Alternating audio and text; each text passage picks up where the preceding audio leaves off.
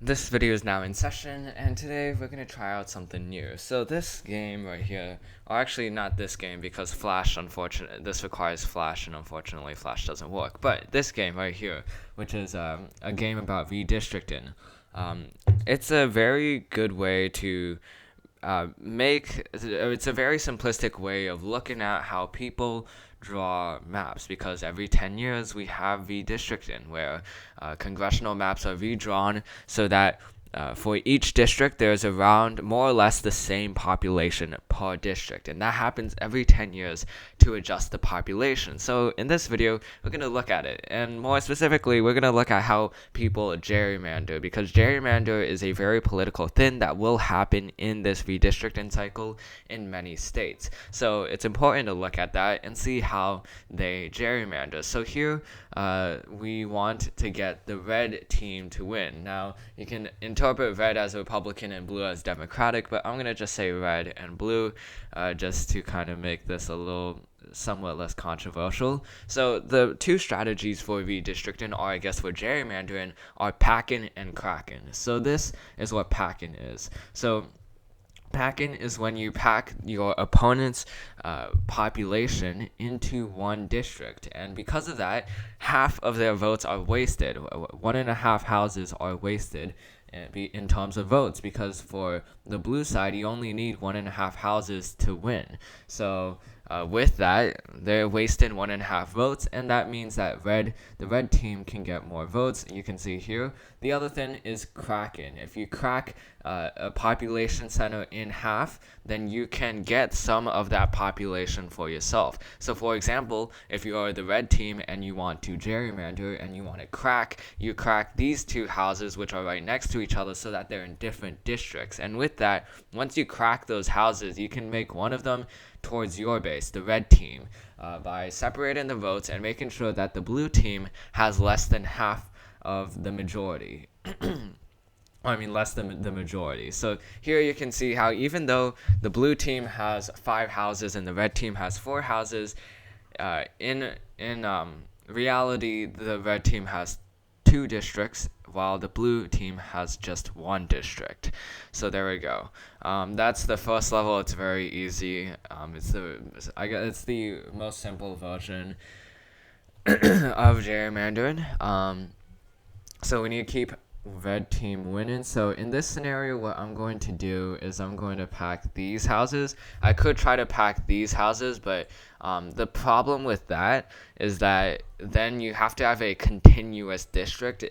By law, you have to have a continuous district, and if you want the red team to win, then you're going to have a scenario where you have that, which is not good, because then the blue team would have a total of 2 districts and the red team would have 1 district. You can't get this house plus that house plus this house and then this house plus this house plus this house. It's just not how redistricting works, or else maps would be way more chaotic than they currently are. So that's why it's best to gerrymander through getting those 3 houses. And then meanwhile, I can connect these two, and you can see that the red team has won again. So hopefully they'll expand the grid, but here you can see an example, which is North Carolina's 12th district. This is an example of a racial gerrymander. So a racial gerrymander is when you pack or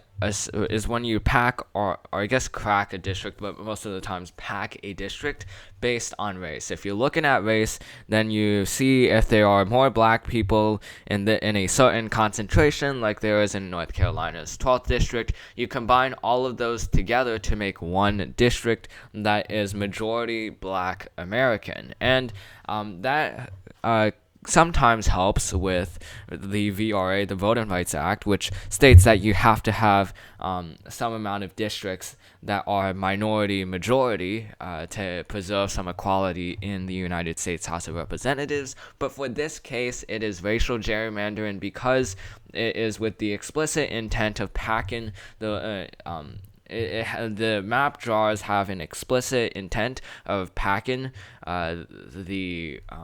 this district of packing black Americans for political gain. And as a result, this district was ruled unconstitutional by the Supreme Court, and it was redrawn in 2017. Okay, so there are more grids, and now I have to help the blue team win. So I'm assuming that there are 4 districts that I have to draw. So because of that, I'm going to draw here, and then I'm going to draw here, as well as here. Wait.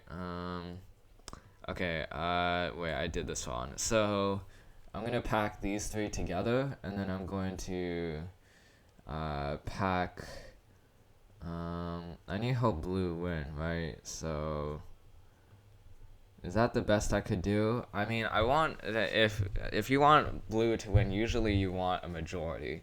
Instead of, well, it is and it is kind of 50-50, but yeah, ultimately it is still more than the city's population demographic of the blue team. So now I need to help the red team win, and it's half and half apparently. So what I would do here is connect that, combine that, and then do this and that. Do this, that, here, there. I'm just saying very general words, but here's another example. This is in Massachusetts, where this is the original version of gerrymandering, which is in Massachusetts. It's a little bit north of Boston where this happened, where maps were drawn.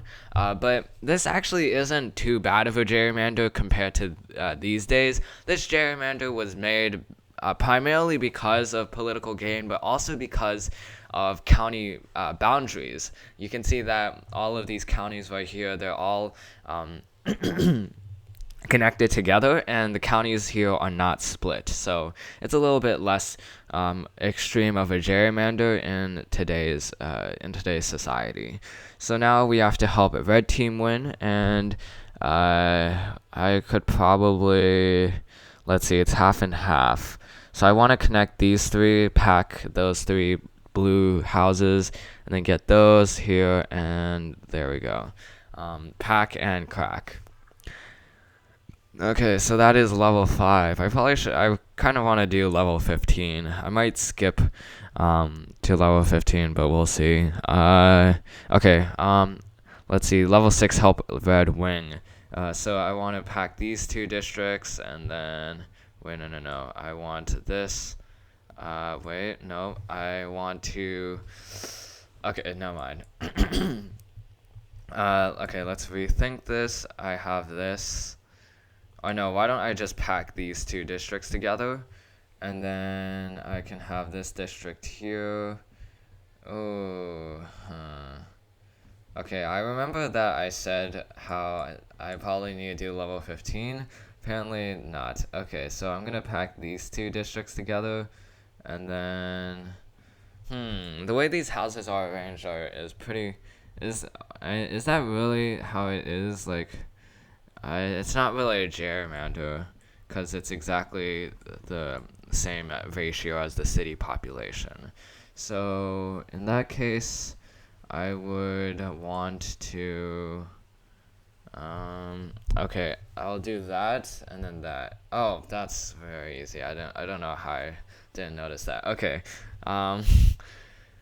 so if you don't think manipulating districts to swing the vote is fair, let your representative know. Yeah, let your representative know. Come on. And because redistricting, I've made many videos about redistricting, but ultimately the worst thing about gerrymandering, which is a form of redistricting, is that it's more likely to destroy our democracy than voting rights. And I made a video about this, and how it's incredibly destructive to our democracy, because if you have very partisan districts, then you have individuals who are less likely to work with the other side, individuals who are less likely to compromise. And for a democracy to work, you do need compromise to happen. You do need both sides to come together. That's what a democracy is. And if you don't have both sides that come together, if you don't have any incentives for that to happen, then politicians won't do that. And that ultimately is a harmful. It's very harmful to our democracy. So I need to help red team win in this scenario. So I'm gonna combine this and then here, and there we go. So you can see how even though the blue team has 7 houses out of 1, 2, 3, 4, 5, 6, 7 houses out of 15 houses, you can see how in reality only 1 district is given to the blue team out of 1, 2, 3, 4, 5 districts. So you can see how even though the blue team has 20% here in terms of the districts, in reality the city population is close to 50%. So that's a very bad thing. Oh, we've now moved to buildings, huh? Okay. Yeah, that is very true. There are a lot of operatives, political operatives, who are trying to make redistricting into a game of gerrymandering, and that is not good. So here you can see that blue has less than a majority of the population, and in this case, I feel like the goal is to get a majority. Oh, it's a line of 4. Okay, so I'm gonna combine these votes together. And then, actually, no, I'm going to combine these votes together. And then 1, 2, 3, wait, nope, 1, 2, 3, 4. Can I do better? Yeah, I can do better, can't I? Okay. Nope, no, okay. I guess I have to make more than a majority. So, okay, I'm going to pack this. And then you need 3 houses. So 1, 2, 3, 4, and then 1, 2, 3, 4. No, come on, seriously? Okay, I have to draw. I guess I have to make 3 districts go for the blue team and 1 district go for the red team. But I don't know how to make that happen. Maybe I can do this, and then I can do this. Let me see if this is... Oh, okay, so they just want me to make a more partisan district, I guess. Yeah, the more partisan a district is, the more likely that the winning candidate of that district will be partisan as well. So now I have to help the red team win, and in this scenario I'm assuming that the blue team can only have 1 district, and then in that case I'll just have that map. But sometimes you can do very extreme gerrymandering. This is a very small scale, but in a very large scale, you saw North Carolina's 12th district before, and that is an example of how you can bend the rules to your favor in redistricting, so that you can make a map that looks very, very ugly, but does what you need to do. That does the purpose of gerrymandering. Okay. Wait, no, I don't want to do that. Okay, so I need to help the blue team win. In this case, I'm going to see if I can get all 4 districts to be at least competitive, or to go for the blue team. I guess I can't. 1, 2, 3, 4. See, this is an example of what a map could look like, what a map should look like, which is competitive, where you have a bunch of competitive seats, especially if your city's population is split between blue and red.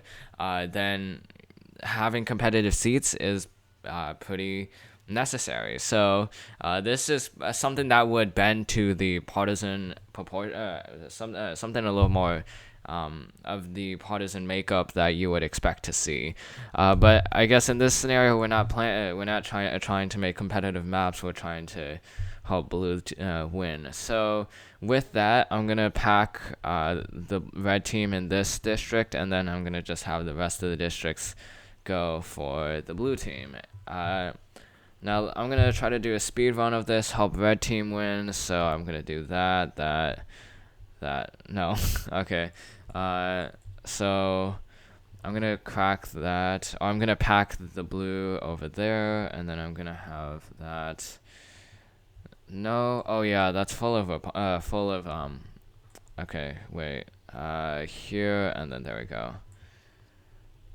So yeah, you can see that person there just said what packing is, and now we have our grid expanded. Okay, I need to have the red team win. So in this case, I'm gonna pack that district and this district, and I'm gonna get these districts, and there we go. So even though the blue team has more houses, ultimately the red team wins in district votes. Um, Now, I did like this game right here, the redistricting game. Unfortunately, though, it requires Flash, and Flash was discontinued long ago. So, yeah, this is much more realistic of what redistricting could look like.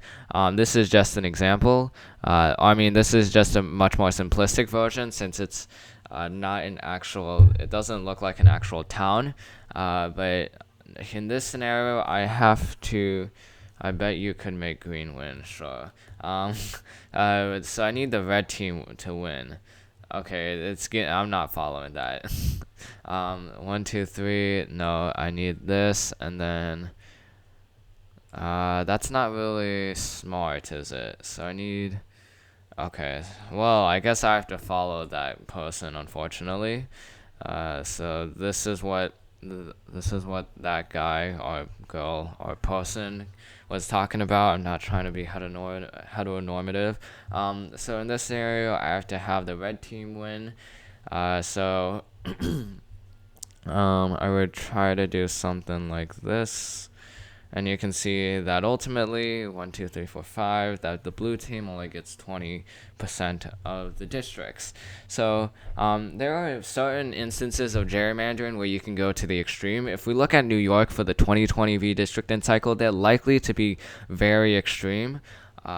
In terms of their gerrymandering, since Democrats need all the gerrymandered states that they can get because Republicans control a lot more states and they can gerrymander a lot more states. So with that, the Democrats are going to gerrymander New York and Illinois to a very extreme level. So for New York, even though there will be, I think, around 26 districts, 26 districts, I think, because they're going from 29 to 28. So 26 districts, there's a scenario where Democrats can get 23 districts and Republicans can get 3 districts, even though for New York, around 30% of the vote, or a little bit more than that maybe, is favored towards the Republicans. But even then, only 3 out of 26 seats could go for the Republican Party if Democrats choose to gerrymander to the extreme.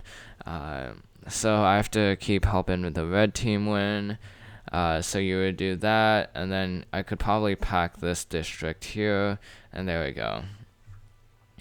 And then in Illinois, I also know that Democrats can do an extreme gerrymander where Republicans also have 3 districts from Illinois. Meanwhile, the Democrats would have around 14 districts because Illinois will be going from 20 to 19 electoral votes, meaning 17 House districts. So in this scenario, I have to help blue win, and in this case, I guess I have to pack some of the. Oh, I have to draw. Okay, so I will pack those, and then 1, 2, 3, 4, 5. No, that's not favorable. There we go. And here we go. So the blue team has a total of 3 out of 5 districts, so 60% of the districts. And then in this scenario, I also have to help blue win. So there we go. And then 1, 2, 3, 4, 5. That doesn't work. 1, 2, 3, 4, 5. Okay, I can pack the Republican districts here. Okay, this isn't a good one. So 1, 2, 3, 4, and then 5 there. 1, 2, 3, 4, 5. 1, 2. Nope. 1, 2, 3, 4, 5. Okay, so in that case, I can move these districts a little bit upwards. So 1, 2, 3, 4, 5. No, I'm wasting a blue house. Okay, here we go. This is more like it. And you can see that the red team only has one district. Okay, level 19. 1, 2, 3, 4, 5. No, wait. Okay, so as we get to a higher level, where we have to help red team win, and where we have to draw districts with more houses in them, you can actually do another strategy, which is that you can try to put some of the opposing houses into your district, but make their opponent vote share less than 50%. So in that case, you are again wasting the opponent team's houses, because you're putting it into your district and still making it favorable for your district. So that's another strategy that you can do as you get to bigger and bigger examples. So we need to help red team win. I might just do that, and then 1, 2, 3, 4, 5, and there we go. So that's level 19, and then this will be the final level, level 20. So I need to help the blue team win. I want to pack. So in a scenario where you have 5 constituent houses, if you're the blue team, you want each of your districts to have around 2 opponents' houses, and then your 3 houses that vote for your team. So that would waste as many red team votes as possible. So this is an example. Well, that's not a good example. Okay, this is another example where you have 2 red houses and then 3 blue houses. So 2 red houses are wasted. And then here I could have a scenario where 1, 2, 3, 4, 5. No, 1, 2, 3, 4, 5. That's too many blue houses that I'm wasting. 1, 2, 3, 4, 5. And then here, no. That's not really I mean, is that surely the best? It could be. I'm gonna try to see if I can do more of an extreme gerrymander. So I'm gonna pack this district, and then 1, 2, 3, 4, 5. 1, 2. I guess I can't. I'm not quite sure. I'm definitely wrong, I feel like. Okay. Well. Yeah, that's definitely not the best I could do, since I only got 1 star. But redistricting, though, is a very it's pretty much an art at this point in terms of how you can gerrymander without getting the courts involved. Obviously, for this redistricting cycle, almost every single state that can be redistricted will get sent, their maps will get sent to the court, because both Republicans and Democrats are going to try to get as many seats as possible. So the courts are going to be heavily involved in this process. And the courts ultimately, their main thing is that you cannot racially gerrymander, so you can't pack or crack a district based on race for political gains. And then the other thing is you have to have a continuous district. So you have to have a district that can be drawn with one stroke. If you have to have 2 strokes or more when you draw the maps, then you're not drawing a continuous district. And then the third element is compactness. Compactness means that your district doesn't go in such a wobbly shape to the point where it looks very ridiculous. So the 13th, North Carolina district that was mentioned earlier, that's an example where it's not really compact. It kind of stretches the definition of compact a little bit, but what would be not compact is if you had a district that was shaped like a spaghetti. That would not be compact at all, because it just swirls everywhere and is truly not how a representative should operate. No representative should have a spaghetti district.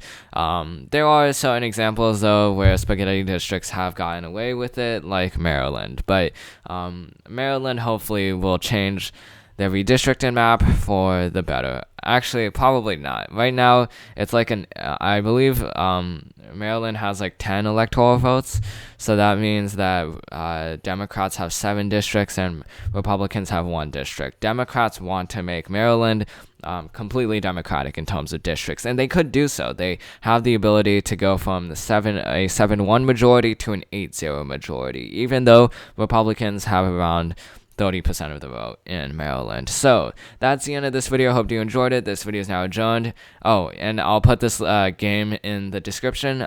But yeah, this video is now adjourned, and I'll see you in the next one.